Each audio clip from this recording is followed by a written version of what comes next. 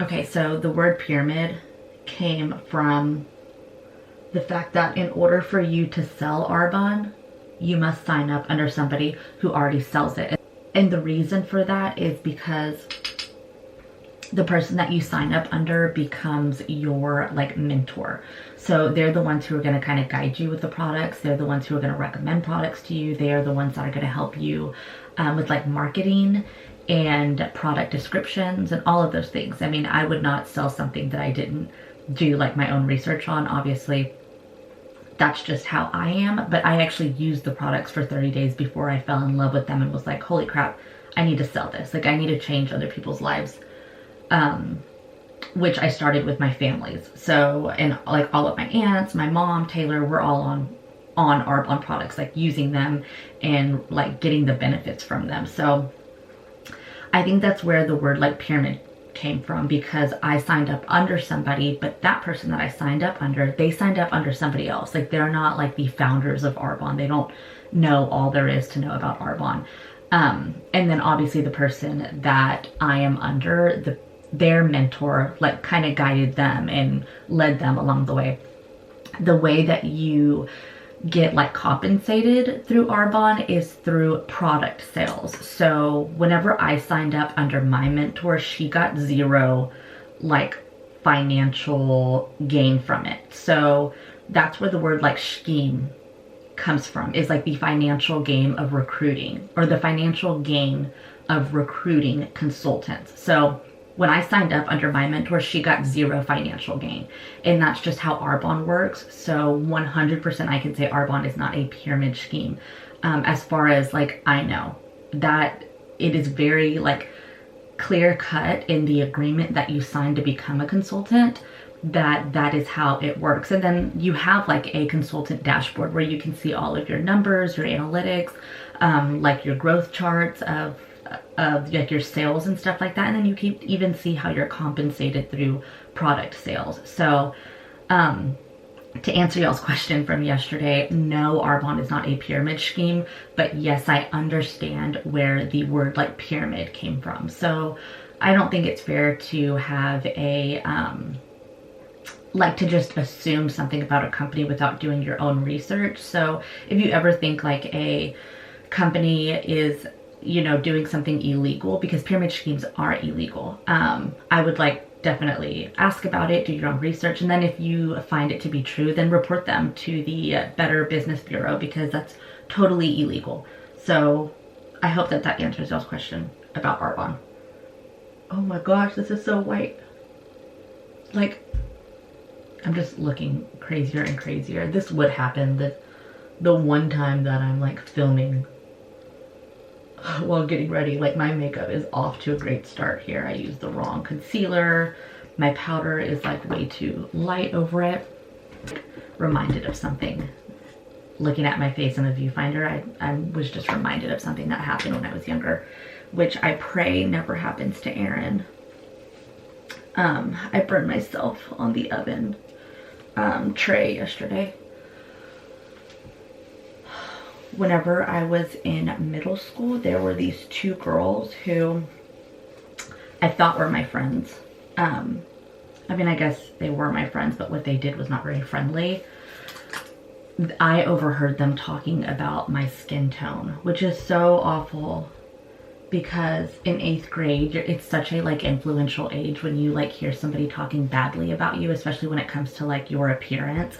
Like it really like messes with you, or it messed with me. So I overheard these two girls who I thought were my friends saying how my foundation did not match my neck, and they were like laughing about it. It was like so ugly. I remember it had to have like really affected me, since I remember it like 15 years later, right? The fact that I can recall like that exact like moment very clearly, yeah, it like impacted me. Glad that I'm not like extremely fragile and I didn't let that like totally mess with me. My natural skin tone is very, very light, to the point where I'm like translucent. Like, it's very, very pale. And I know why they made fun of my skin tone, because do y'all remember, or not made fun of my skin tone, I guess, but they made fun of the fact that my foundation didn't match my neck. And the reason why it didn't is because, which y'all know who y'all are if y'all are watching this. Y'all, there was 2 girls, and they're both still friends today. I don't really talk to them much, but we were friends, I guess, back then. If y'all are watching this, y'all know who y'all are, and I overheard y'all. But, not very nice. If, oh, do y'all remember Proactive? Because I begged my mom to get me Proactive, even though I did not have acne. Like, I never had really bad, I've never had acne, really. I get like pimples now and then, but they're usually like hormonal ones, like, you know, PMSing pimples and stuff like that. But in middle school, I remember everybody getting Proactive, and I remember like the commercials and stuff, and I begged my mom to get it for me.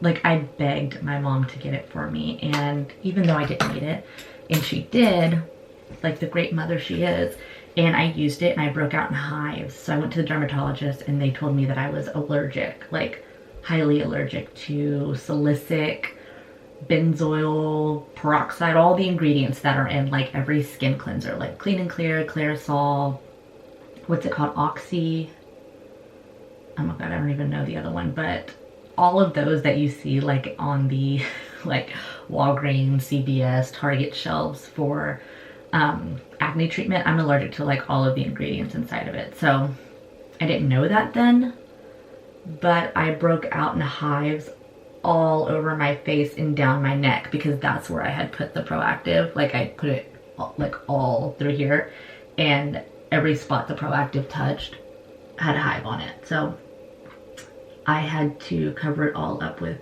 foundation. Oh, I thought I heard Aaron. I had to cover it all up with foundation, and at that age, I mean, how old are you in 8th grade? You're pretty young.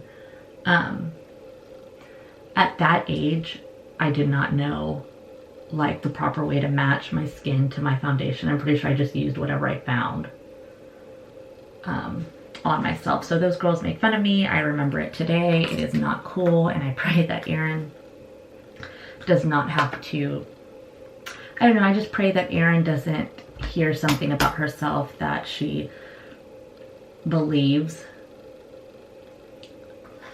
that's negative. And I pray that she's not a bully herself. Like, I hope she doesn't find herself in a situation where she's saying things that is gonna hurt somebody. So it's such a, like, it's, yeah, that's what I'll say. Okay, so anyway, I think I only answered one question. God, my shopper is replacing a lot of things. It's like, oh God, I picked the wrong day to get them delivered. But I was so busy with work this week, I didn't even have like the mental capacity to set up a shopping list. I've just been writing things down throughout the week that we're gonna need. I've got like the little magnet pad on our fridge door, and as like I notice we're out of stuff, I've just been like writing it. Question is, baby number 2, when are we gonna have a second baby? I mean, me and Taylor truly, after having Aaron, and we kind of knew this before having Aaron, there's never, for us at least, like, or for what we believe, there's never like a perfect time to have a baby. You're never gonna have like that moment in life where you're like, we have nothing else to do, it's the perfect time to have a child, and then bam, it happens. We think that babies like are born for a reason, or they come into your life because you need them. So we have talked about baby number 2, and we're just waiting to be blessed with our second child. That's like what I'll say about that. There's not, a set date or anything, but when it happens, we're gonna be so excited. And yeah, like yeah, we're enjoying Erin while we still just only have her, and then when baby number 2 comes, it's just gonna be like I'm gonna be like over the moon because I am so ready. Like I want a second one. I love babies so much, and Erin is out of like the baby stage. Like she is a full-blown toddler and like loving life, and that very rarely, like even when she went down for this nap, very rarely does she even let me like rock her to sleep. Like just, oh my god, that makes me so sad, but it's true. She doesn't really like let me like rock her for hours. She gets like uncomfortable and she starts wiggling around, and then I end up putting her in her crib and she sleeps so much better that way. But yeah, so baby number 2, your guess is as good as ours, but we will be excited whenever we find out that we're having a second one, because babies are the best. Oh my gosh. Oh my gosh. Okay, so the next question is about our jobs. Like, what do me and Taylor do? So I work at a law firm in downtown Houston, and it is in the tax and corporate section or division. So that's what I do. And then Taylor works in the oil and gas industry, which, if I haven't said it already, he works shift work. So I swear I feel like I keep hearing her. I mean, it's like a mom thing. Like as soon as your baby goes to sleep or you have like a little bit of me time, you hear them. Like you hear them crying. Taylor works in the oil and gas industry. He works shift work. So because of that, he is on like a separate schedule of his own. And if obviously you have children of your own, you know that they are so much happier on a schedule. Like I think that kids, or at least my child, like does so much better whenever she gets the sleep that she needs, whenever she gets like the playtime that she needs and all of that stuff. So because of Taylor being on a totally separate schedule, I would say that I have to parent Erin solo, like, I mean like 75% of the time it's just me and Erin, because she needs to stay on that kind of schedule. There's no way that I could have her on the same schedule as Taylor, because I would get zero sleep. There are days like today where Taylor is sleeping during the day, me and Erin are awake, we're doing our thing, and then Taylor will wake up, go into work, and then me and Erin will eat dinner and go to sleep. So it's just impossible whenever one of you is working shift work to parent together, because I mean either Taylor would not get sleep or I would not get sleep if we tried to parent Erin, like physically parent her together. So that is what I'll say about his job. And also this kind of like goes into the next question that I got. Somebody asked me, what am I doing on YouTube? Like I didn't know if that question was supposed to be like offensive, but I hope not. I'm not taking offense to it, but I'll explain myself right after I do my other eye, because I look crazy with just one eye of mascara. Okay, so what am I doing on YouTube? YouTube for me has become like this community where I can connect with other people that are similar, or that are like interested in things that I'm posting, or that have like questions, or that can relate to my content.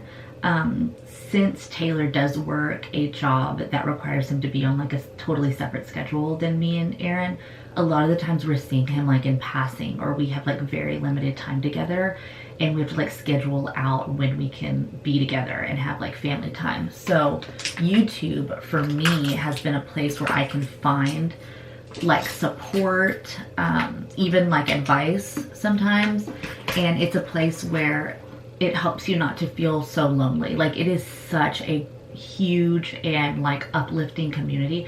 Yes, I know that I'm gonna get hate for the things that I post, because not everybody thinks the same or would say the same things that I do.